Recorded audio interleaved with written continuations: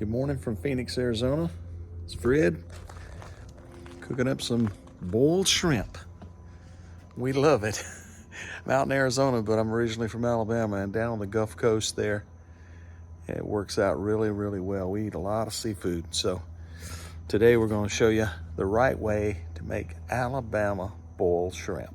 Let's go. Today we're going to be using the raw shrimp, frozen, extra jumbo. It's a 16 to 20 pound, 20 count per pound, and this is a 2-pound bag.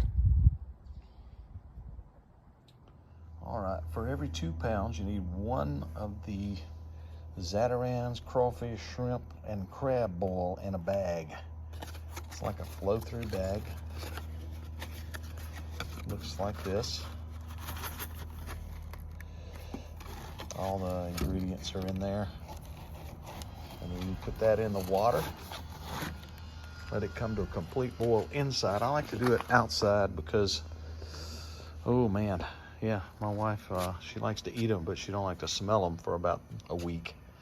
So, yeah, so we get the water boiling on the inside, and then we come out, put it on the grill on the outside. When you're on the inside and you're boiling the water, you want to put about enough salt in there to about 2 tablespoons of salt for 4 quarts of water. So it's about a gallon of water for every 2 pounds of shrimp, and then 1 of those Zatarain bags. But you do want to add a little extra salt, 2 tablespoons.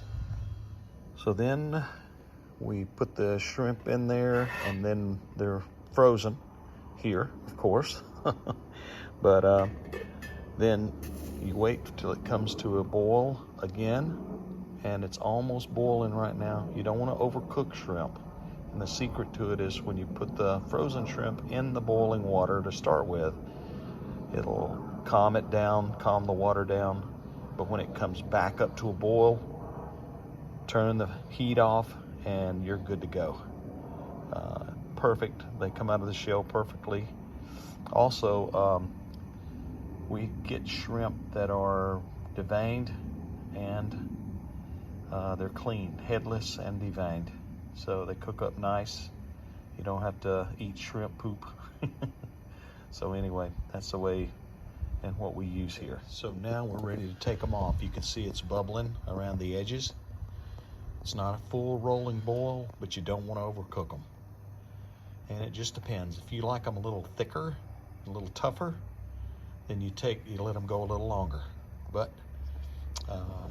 we don't like them like that. We like them just perfect, and as close to perfect as you can get. But to do that, you just wait for it to bubble around the sides just like this. Then you dip them out and chill them. So after they come out, we put them in here.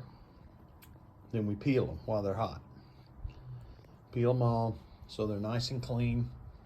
They're perfect, taste perfect. You will love it. It's great.